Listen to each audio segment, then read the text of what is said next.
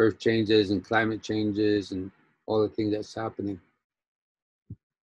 And we as Oyate, the people, we've always been in the front lines of all the things that's happening. So I grew up in a time when our ways were still outlawed. So for me, it was a great change that happened from the time I was young till today. We are in this global network and communicating with nations all over the world. That's what is happening right now, the third day of World Peace and Prayer Day. But I'd like to start by saying that what I said 1996, that we are at the crossroads, either be faced with a lot of chaos, disasters, tears from relatives' eyes, different types of sicknesses, viruses. We're going to see global disasters, earth changes, climate changes, earthquakes, volcanoes. We're going to see a lot of anger, hatred. We're going to see false prophets. We're going to see false leaders. And we're going to see the effects of what has happened and in a way, all the changes that will happen very quick, or we can unite spiritually. And that's what we're trying to do today, unite spiritually as all nations, all faiths, on prayer. So that's what so I'd like to have policy speak. Well, thanks for having us here. This has been a pretty hectic month of preparation, and this year was supposed to be in Quebec with the Cree Nation, and we planned a horse ride and a run, and from Ontario to Quebec, and it just was not meant to be with this COVID situation. I think that it really shook me up when I remember waking up. I don't know about you guys, but I woke up one day and I looked at Orville. I said, "Is this really happening? This pandemic?" When did you guys finally say, "Oh my God"? Because at first it's like, "Oh, it's just a virus over there." Then it's here. Then it's like getting closer, and then it's like somebody in the community.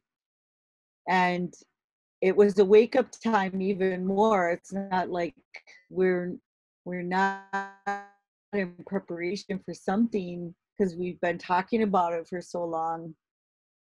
But it was an awakening, even a more awakening moment to go look outside and say, we can't jump in the air anymore. And a lot of us, travel around and go visit people. We're social butterflies sometimes. And I think that for me, it just hit. And it was all of a sudden, I just got really, this fear came over me, like my grandchildren. It's like, what's going to happen to my grandchildren? And is this how they're going to be? And they cancel school, and what does that have to do with World Peace and Prayer Day and everything? Because this is something that we were told was going to happen, and it just came too soon. And then we got told that it was man-made. Then we got told it was, from an animal. And it's like in our prophecies, and not just ours, many people's prophecies warned of this time. But you know what was more shaking was saying we're still not in that time. It's like it's just a beginning. And that's what Orwell was talking about, the crossroads. It's us to do a check on ourselves of how we are as human beings. And I think that uh, for me personally, it was an awareness of, even just with my immediate family, because you wonder if you're getting along. You wonder if it gets worse, how are you going to swoop them all up and bring them together? Is that wise? Those are the questions. I don't know if you guys thought like that, but if it gets worse, what are we going to do? And the thing that I started to think about was looking at that woman in the teepee that was skin and bones during the Dakota uprising, when our people were starved. And I thought, how can somebody, and then of course that's when a lot of viruses, and we were getting hit, and so many of our nations all over, were taken by smallpox and such. And so I start asking questions, because when you read about it, this history that humanity has gone through, there have been the Black Plague and, all these things. And when you start reading about it, you just think that's in black and white. But then when you're being affected by it, and all you can do is go to prayer. And I think that people either get angry, or they get defensive, or they start blaming. And I think that for me, with World Peace and Prayer Day, I felt like I thought it was the 24th year. And I thought, well, Orville, we're going to have to do what we're doing right now, this streaming and listening and talking to each other. And I guess that's the solution, because everybody start doing it, right?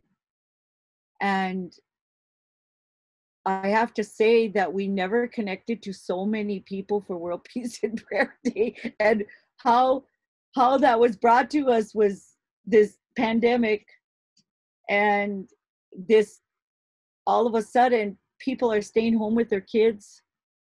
All of a sudden, we start sharing pictures of clean water and all these happy animals, and yet you're on a roller coaster, because then you see the Dene Nation being affected, and we got so many friends down there, and then to find out, like, a chief died yesterday or the other day with the Amazonian, because we were there with World Peace and Prayer Day in the Amazon, and we prayed with them, and to know that they're getting affected. So when firsthand nations.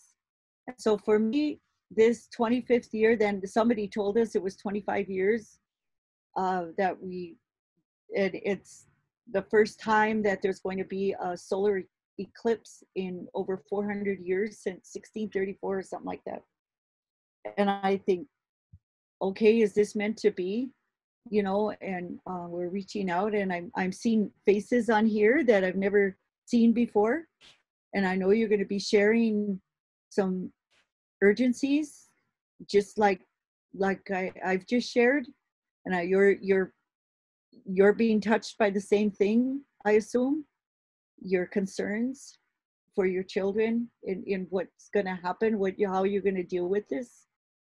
And so World Peace and Prayer Day, all nations, all face one prayer. Our feeling is that we can unite everybody in the world, and we can do a cure. And it won't be immediate like we would like it to be, or maybe it can, maybe we're going to find somewhere within ourselves. But I think the first place that we need to be within ourselves is to forgive. because then when you forgive whatever has been done to you, like Orville always talks about that, it's like we need to forgive ourselves, we need to forgive others, and we need to change within ourselves in order for our own path to have a light to each other, that we can create this energy shift. So that's what World Peace and Prayer Day is. And it's to help people unite to their own umbilical cords, to their own ancestors. World Peace and Prayer Day was never to promote our way of life. It was to promote you finding your own umbilical cord to your own ancestors that will guide you.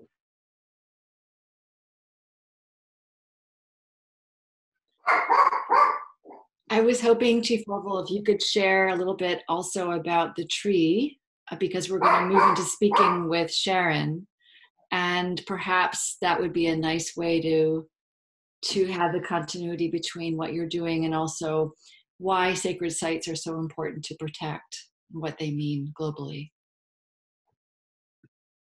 Sacred sites is like a church to us, like a cathedral, a place of worship, a place of prayer. And we as Indigenous or First Nations people, that's what we always go back to a lot of our ancestors. So all across the Turtle Island, not in North America, it's always been there for us. But I want to share with you the story of Kashunka Witko, Crazy Horse. At Standing Rock, I shared that story because we were along the river of one of the branches that goes into the Many-Chauchet, the Mississippi River. And that's where that black snake would cross, and the oil is a very poisonous oil, and that's what our story, the elders talked about. You know, this black snake is very poisonous, and it's crude oil. Crude oil is very toxic and very dangerous to the environment.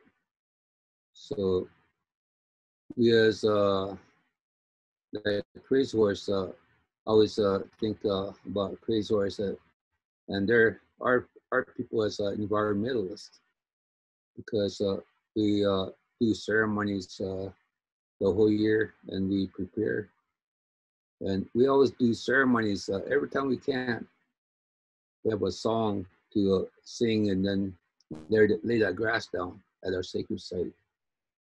And after we leave, that we don't leave nothing behind. So in our oral history, we can't leave nothing behind. And anyway, that's what. So after we leave, the grass stands back up. And anyway, the story that I want to share with you is about Crazy Horse. And in one of his last dreams, he dreamt, and he was pretty sad. He said he saw the future of what's going to happen to the people. And then he said that he even went further, where the dream was so bad, all things were, and all the people were, and they were very sickly, and all the children were being affected. And he had tears in his eyes when he told that story. And so I want to share that story because next is in our oral history, a tree of life, is like in the heart, that Shante, in our hearts like that. It looks like a tree. our heart. And Crazy Horse, he said, at the end of my dream, I saw that tree, and all nations were standing under the sacred tree. So that's been recorded and still written all over. Many books, was written. But I share that story because we are living in those times when Crazy Horse, what he dreamt about. And we warned that when we first started World Peace and Prayer Day, we warned that someday you would not be able to control what you have created. In that days here, we're speaking about it today. Because from the satellite view, there was no satellite back then. We have our ceremonies, and yet the stories relate from from the satellite view, and it kind of amazed me to know that our ancestors saw from the satellite view of the Earth. They saw the North America as a turtle island, and inside that turtle island, where we are, it shapes like a heart. So when we do our 4 seasons of ceremony in the Fesapa, the Black Hills, when we do the 4 seasons, and you fast forward the 4 seasons in the computer, it's a heart that is pumping, because it shapes like a heart, and you put a red fluorescent light on it, and all the rivers and creeks and streams, it's like an open heart with all the blood vessels. And we always use that water in our ceremony. We pray with that water because water give us life, and we can't live without water. So it's in our blood vessels. And so from the satellite view of the Black Hills, looks like an open heart. The blood vessels from the satellite view of the Turtle Island looks like a tree in North America. And all the rivers and creeks and streams goes into the Mississippi, or we call it, they call it Mississippi River. And the Mississippi River then goes into New Orleans, into the Delta, into the water. So that's that tree that Crazy Horse was talking about, that someday we would all stand together and unite in prayer to that sacred tree, which is the water. The water is water of life, Miniwichoni. So that's the story that I always share with that and you there along the Mississippi River. We as indigenous people or First Nations people, we are very connected to that water, how sacred it is. And today, it's even the children are being affected by our medicine that we pray with in our ceremonies, and the food that we eat, we pray with. Or we're living a very dangerous time. It's making us sick. So I want to share that story like that. Thank you so much. And Sharon, did you want to say something? No? Okay. I think that's a wonderful way to travel down the river to Sharon, actually. And Sharon, we would love to hear more about what you're doing and why, and how we can also support you today and going forward. Unmute you. There you go.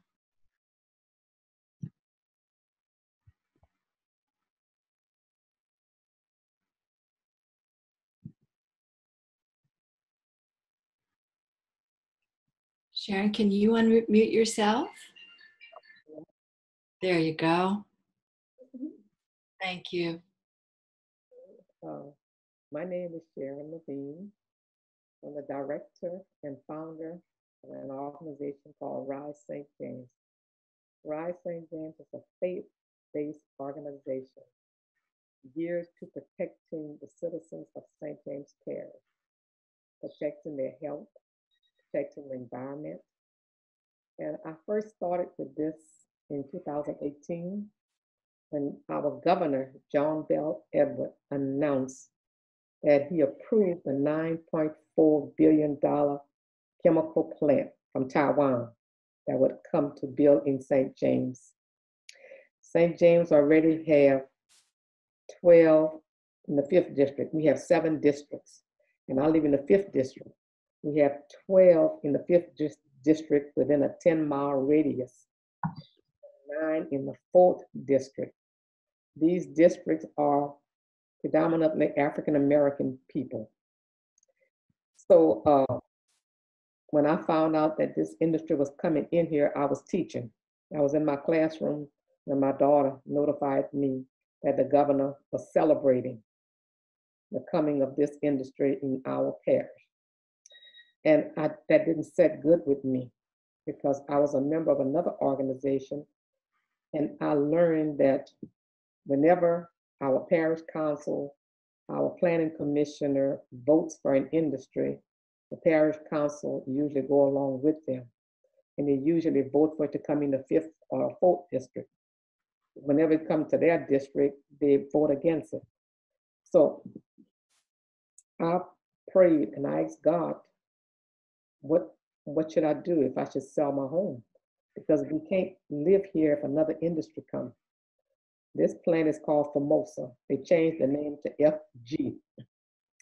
So they will be emitting so many tons of chemicals into the air yearly. And we are already overburdened with a lot of pollution already in the air, water, and the soil. We're already sick. So many people are dying with cancer, respiratory problems, asthma, all kind of ailments. When the COVID-19 came, one of our friends that was, she lived not even a half a mile from where I live. She already had cancer and she had other ailments, and she passed away with the COVID-19. We had a pastor to pass away first, right here in St. James. We had other people to pass away. So in 2018, the organization that I was in, they told me that we couldn't fight this petrochemical plant. And they would tell me, Sharon, it's a done deal. That didn't set good with me at all, because I know that there's a God, and I know that He is almighty and He can do anything, even stop this petrochemical plant. So they told me that I couldn't stop Formosa. And I said, I know I can't stop it. I said, but God can stop it. So they left me alone after that. So in October of 2018, I decided to start an organization through God, because God heard me. And we had our first march November 3rd. I never forget it. That was my first time out there marching and doing something, because all I did was teach school. I didn't do anything else. I taught school, went home. That was the rest of my day was for myself. So when I started this, the rest of my day is not for myself. This is almost like 24 hours a day. I work way more than I worked when I was teaching school. So as I went along, I learned about the environment and the chemicals. And I sat up here all these years not knowing that my sickness was coming from the industry. I didn't know that. And a lot of people didn't know that, and they still don't know it. I'm trying to educate the public. We put little things in the newspaper, our local newspaper, to let people know what's going on, to let them know the illnesses that they have coming from the industry. I had a friend, he was fine. His health was good and everything. This industry came right next to his store. 2 or 3 years later, he fell sick. All of a sudden, COPD and all kind of ailments, and he died. We didn't think anything about it because we didn't know anything was going on. We just lived our life and we thought St. James was so wonderful. It is wonderful, but now we're bombarded with too many industries. We can't even breathe the air like we used to breathe the air. So we've been writing letters to the governor. We've been doing marches. We've been making the public aware. We put articles in the newspaper. We write letters to the editor.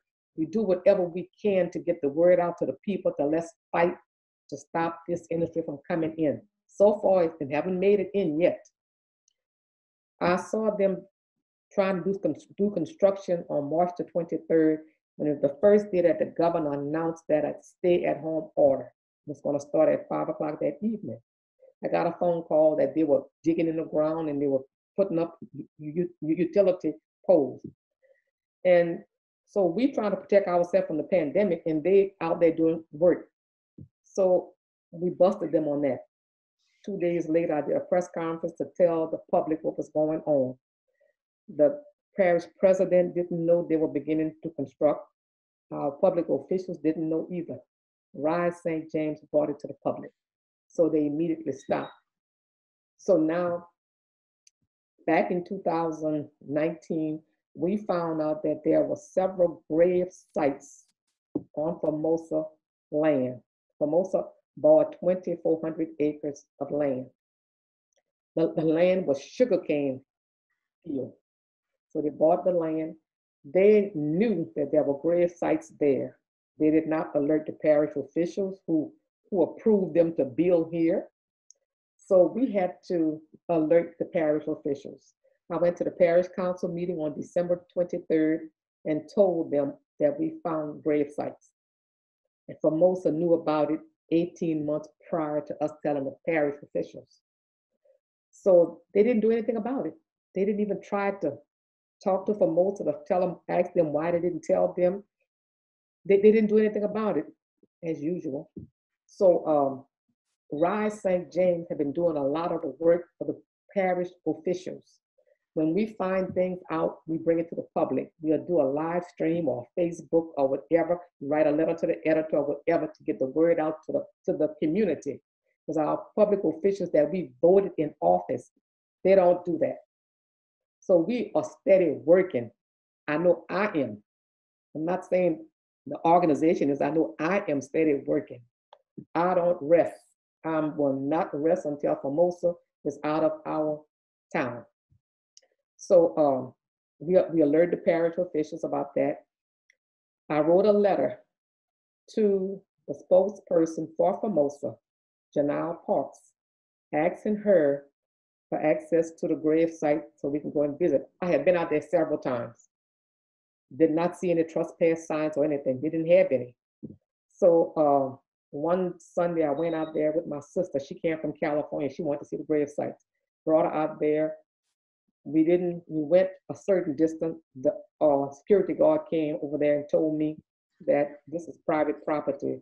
You can't come on this property. I said, I don't see a no trespassing sign. And he said, well, it's for Formosa. It's still a private property. So I told him, okay. And he asked me why was I on the property. I said, I went to visit ancestors. Why would I property? I almost see him. So my sister and I left. Then I went again out there. I went out there several times. We walked back there, we prayed, and we looked at the sites and everything. Then one time I went out there with a radio station lady from New Orleans. I forgot her name. And they ran us off the property and told us that we can't come. And we said, okay, so we left. We went to the next area. Then he followed us over there and told us that we can't be on that site either. It wasn't even Formosa's property, it was somebody else's property. But he said, they don't want you on that property either. So I told him, I said, so we left. He was angry and mad. He sped off real fast. And so the lady and I, she interviewed me on the side of the highway, a little piece from the property. Then we came back to my house and I told her, he's going to get the police officer. So we waited about 30 minutes. They didn't come. So as soon as she left, the deputy came to my door. The deputy said that Formosa said they don't want you on their property. And I said, okay, I won't go on their property. But I said, I can go on the levee And he said, but you can't drive your car on the levee. And I said, all my life, I've been living out here, and we had no restrictions on driving anything on the levee. So I said, okay, I won't drive my car because because the water in the river was high. So we couldn't drive the car. So I said, okay. So I told it to my attorney, and we all got that information. Then we wanted to, after I wrote the letter to the spokesperson, she wrote back and told me, no, I cannot go on the grave site because it's private property, it's for them. And we can't prove that that's our ancestors down there. So I give the letter to my attorney. They wrote to their attorney. Their attorney said, no, we cannot go on the property. We asked them, can we go for Juneteenth, to celebrate Juneteenth? And they said no. So we filed TRO, temporary restraining order. We filed it on Monday. We did a live stream to tell everybody. We sent it to the judge. So that evening, the judge approved us of going on the property. That was victory. So they still didn't want us to go on the property. So we had to go to court Thursday. And the judge did not change his mind. He said we could still go on the property.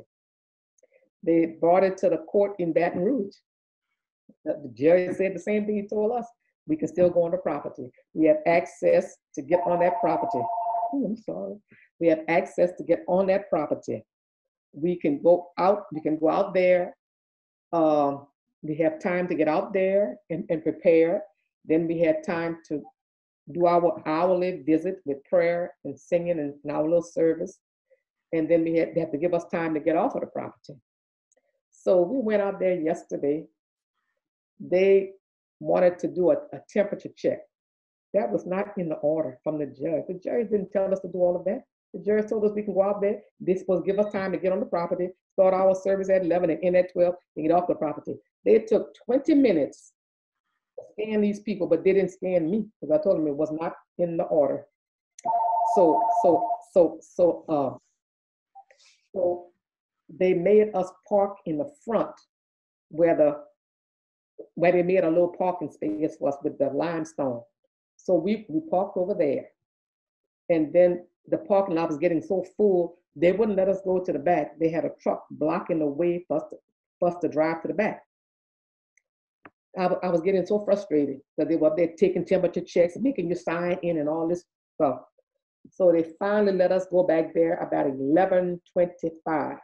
That was a lot of time that we took that we could have been out there with our prayer service starting at 11. But they were so angry with us because the judge approved us to go out there. So they had to do something. They thought about something to do to us, I guess. So we got out there, we parked where they told us to park. We wanted to go closer to the grave site because I have a brother that's handicapped. He walks with a walker. That was too far for him to walk. So I told the security guard that we need to get closer. And why were you stopping us from getting closer? And he said, that's what Formosa told us to do. This is my job. I'm doing my job. I said, well, okay, fine. So we walked over there, but my brother couldn't walk that far, so he was going to be stuck. He wasn't going to be involved in the ceremony. And I felt bad about that. So as we started our little ceremony, I made the announcement that it wasn't fair for him to miss it because he's a part of RISE. And somebody told me that they brought him in the security part. The security guard brought him.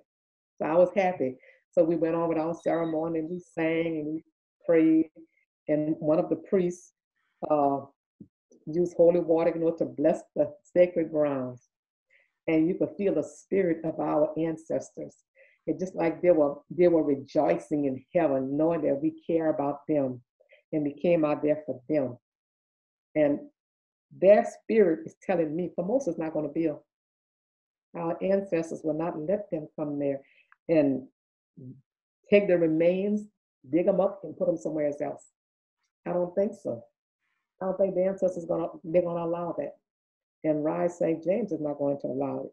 It's a shame we have to form an organization to protect our community because our public officials are not doing it. And they had this bill, House Bill 197. They extended the bill to say if we go on their infrastructure or walk on a pipeline, it would give us a minimum of 3 years in prison with hard labor, a maximum of 15 years in prison with hard labor. If I walk on the levee, that's what I was told, and on Formosa site, where the levee is across from the site, it would give me 3 years minimum jail time. We pleaded, we did press conference, we did letters to the governor and so forth. The governor vetoed the bill. So we won on that one. And we won courts against Formosa. So now the big fight is to run them out of town. That's our goal. And we're gonna win. I know we're gonna win. I feel it. I feel it in my spirit. We're gonna run Formosa back to where they came from. Even the people in Taiwan is helping us. So we will be singing victory pretty soon, I'm sure. Sharon, it's so good to hear you. And yes, you are going to win. And I think the connection between, a plastics plant and fossil fuel extraction and the pollution and the desecration of water really also now leads right into inviting Judith to share all the work that she has been doing. And for those that had watched the film, it's wonderful to see Judith here, who is one of the 4 main incredible individuals, along with Melina and Brian and Casey. So Judith, please introduce yourself and let's continue the connections. Sharon, thank you so much.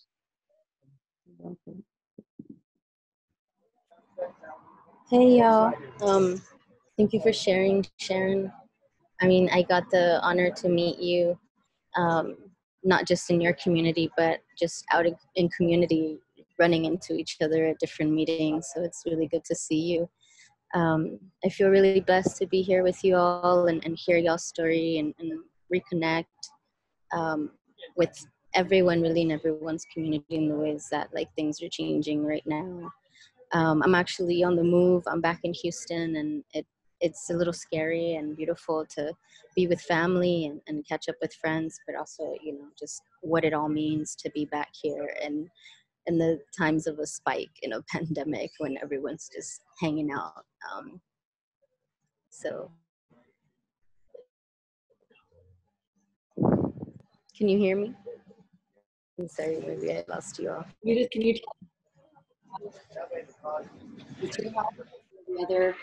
expand on what was shared in the film, and those that didn't see the film, can you tell us a little bit more about your work there, community work? Yeah, can you hear me? Because my connection is so bad, so I'm scared that I might lose you all.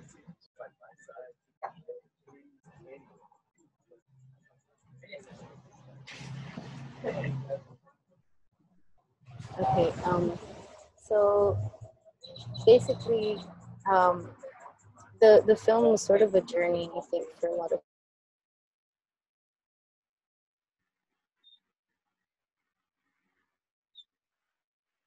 It looks like we've lost Judith, and that is unfortunate. But while she tries to come back on, perhaps Erin, can you share a little bit more about what we're doing with our COVID response work and how it's actually impacting communities around Turtle Island? Judith, are you back? Yeah, I'm back. I'm sorry. I don't even know how much of it did you catch. The internet here is so bad today.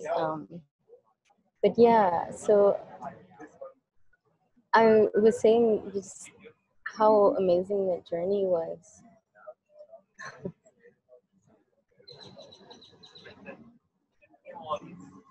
I can hear you. Keep going. I can hear you. Okay, cool.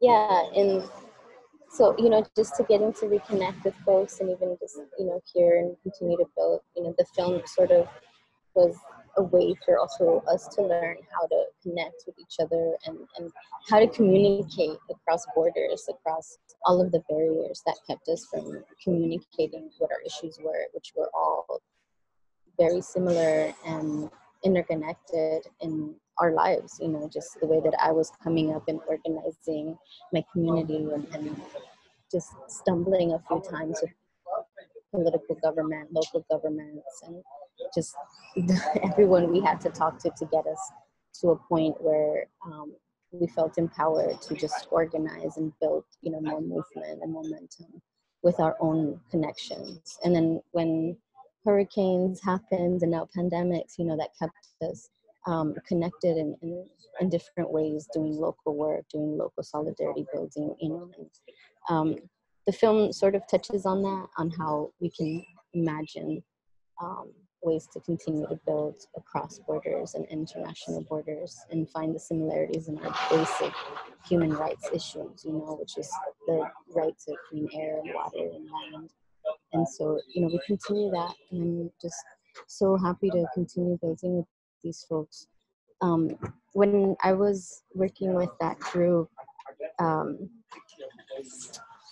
youth that I encountered out there were just so resilient and so strong that it really catapulted me to thinking, like, you know, what is our duty to continue to build alliances with young people who are carrying all the anger, you know, the all that fire that folks need to continue to amplify, you know, just our community's voices. And it just, I don't know, it builds a platform for folks. I now work with Another Gulf is Possible, and you know, this way we've been able to connect with youth across the country around direct action.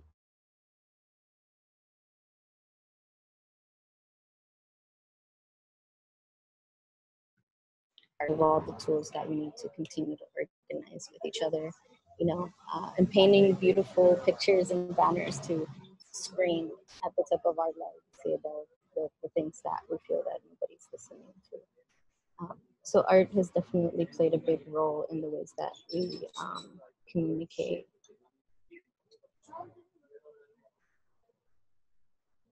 It's also interesting Sorry. how, you know, Sharon is this, you know, production plant, and then all the, you know, raw ingredients for that are the fracked gas fuels, you know, and here you are in Houston, and I guess, you know, talking about the air quality in both places and the incredible complications that causes for COVID in this pandemic. It's just the layering of these really unfair burdens of health harms and for entire communities, and yet our fossil fuel infrastructure is deemed an essential worker, you know, at a time when we all needed to be sheltering in place. And you know, as Sharon was saying, that, you know, they started construction of this plastics plant, and that the fracked gas that's coming out of the areas that you're in Texas, you know, are also going to be deemed essential. And it is inconceivable that these are essential industries when truly what we need is healthcare, healthy planet, communities, art. And you know, so even on this call, on this panel, we're all connected by this industry and the harms that are being knowingly caused. And then during a pandemic, all those health harms make certain people so much more vulnerable, and the levels of racism and unfairness is it's exposed. We can't deny this is a system of great racism and a form of genocide.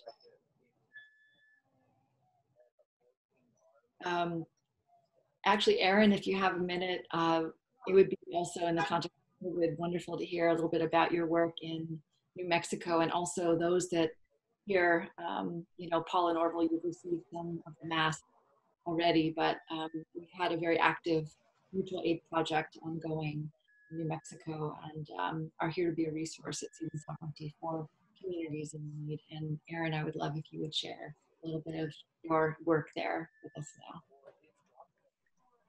Sure. Thank you, everyone, for speaking. Wopida, Chetan, Tawae, thank you so much for sharing all of your words and your work. Sharon, your stories were just so incredible. I'm so lucky to like learn from you and be here in this moment with you.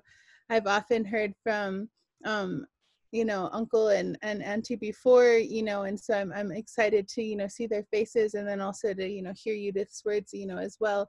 But you got me really fired up. And at the beginning of the conversation, before everyone got here, we were actually talking about how we could get masks out to Sharon's campaign from Seeding Sovereignty and Pueblo Action Alliance with the initiative that we're doing right now. We have actually sent some to Ochotee territory already, and that's an ongoing contribution. But here in New Mexico, we've been working with the 19 pueblos of so-called New Mexico, as well as the Navajo Nation, Hickory Apache Nation, and surrounding communities that are, here in New Mexico are undocumented relations who, none of us recognize these colonial borders that are keeping us from allowing our relations to be here and to migrate as they usually would, and as we always have as nomadic peoples. So we've been supplying PPE, personal protective equipment, as well as reusable masks through partnership and kinship with not only Pueblo Action Alliance, but a lot of different organizations here in New Mexico and Arizona that have been doing COVID response work, including the Red Nation, Insurgents, Arenda Tribe. Bethany Yellowtail helped us make some of the masks that we've handed out. And we've actually handed out about 40,000 reusable masks and about 30,000 plus different pieces of personal protective equipment, including gloves, sanitizer, masks, face shields for the doctors, lab coats. We've just had an array of support from different folks that have really shown up for Indian country in lieu of the occupying government that never does, right? Like you said, Sharon, we kind of stop being surprised by these people, right? At this point, it's been 500 years plus of disappointment for all of us. And, I'm sure, and even ever mounting. I loved how much you said that you could feel your ancestors that were there with you, because here, I moved actually back home to be in New Mexico to help my family and my communities here that I'm committed to and that I'm from. I'm actually Hickory Apache and Laguna Pueblo, so it's kind of a odd homecoming for me, but I feel you when you say that you understand what's happening and that the ancestors are there, helping you and resisting that as well. So I honor, all the ancestors that are also listening to these conversations and also, helping us build in the way that, will allow future ancestors to live a life that is free from this work that we feel like we're constantly doing, right? I know that, Auntie Paula never stops running on, on both her feet, and Uncle Arvel's always speaking. And, I know that Judith, everyone always talks about your organizing work. So I'm happy to hear you uplift the youth. And, I know Janet and I never sleep. So being in community with y'all right now feels especially good, because the work that we're trying to build is not just charity, right? It's ongoing mutual aid efforts. We're trying to build a sustainable community network for folks, not just within Indian country, but also with our communities, of the global majority here on Turtle Island. So we feel really honored to do that work. And right now, New Mexico is hot. Cases are rising. Arizona actually surpassed any other state in the country for cases. And, Navajo Nation, White Mountain Apache Nation, our pueblos, some of them here, we're being inundated, my own nation, Hickory Apache Nation, our cases are rising. We realize that they're not taking into account any of the undocumented, unsheltered relatives that are here. They're not looking at the folks that they've incarcerated wrongly, wrongfully. So we just want to continue to support the work, in the Southwest and across Turtle Island, like I said, to provide support, and also, doing this work with a lot of prayer and a lot of, advocacy from elders like those here, that are leading the way and helping us learn. So, Ketan, thank you so much for giving me time.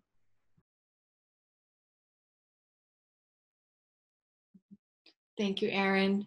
Does anyone else have anything they'd like to add, or would you like to close in any way? It's been wonderful to see all of you, but if there's a last minute ask or Paula is raising her hand. Okay, Paula.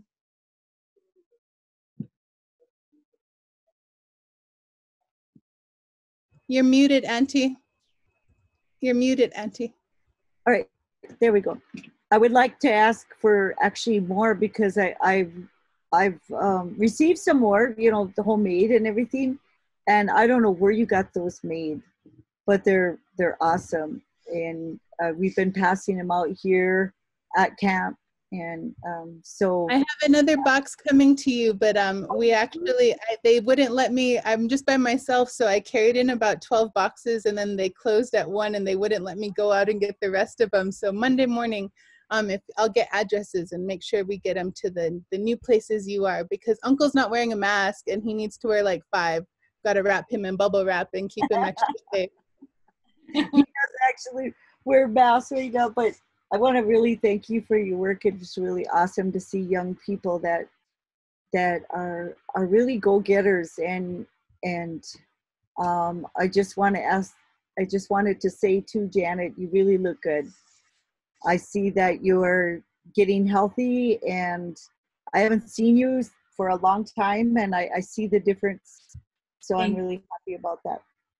And Erin, if you could get back to me, I can give you a recipe. We've healed like 3 people with COVID now, but the danger part of it is the medicine that you can take if you're a user. You know, if somebody uses with it, it'll backfire on them, and they have to talk to it. It's a recipe for a live medicine, and it's real simple, but I know it works now. You know, so we've been drinking it just in case, but it's like 4 days it's gone. So it's really good. And people with diabetes and heart problems and lung problems, it's gone. So, but we just got to be careful. The elder that gave it to us said we got to be careful because we don't want it exploited. You know, people start selling it, number 1. And number 2, if they give it to somebody that uses, then it backfires and then we'll get blamed, you know. So we just kind of got to be really careful of who we give it to. So I know if the cases are rising, that's a really concern hearing that. Thank you, Opira, Auntie. Oh, yeah, worldpeaceandprayer.com. Perfect. Tomorrow is the last day, by the way. Tomorrow is we're gonna have a Zoom with people from all over that are asking for prayers for their territory. So people like Pua Case and Sarah James. Does anybody know Sarah James? And Harry Snowboy, who's from way northern Quebec. Who else does it? God, there's so many, and now I went book. But there are people that really want the world to pray for their territory, and that's what we're asking for. Paula, Norval, can you guide them, people that may not know what that means, how that they can actually pray for the territory? Well, and you know, we wear that word out, prayer, sometimes, but it's sending spiritual intention, and you know, connecting your mind and your heart to create something good. I think we probably are going to be.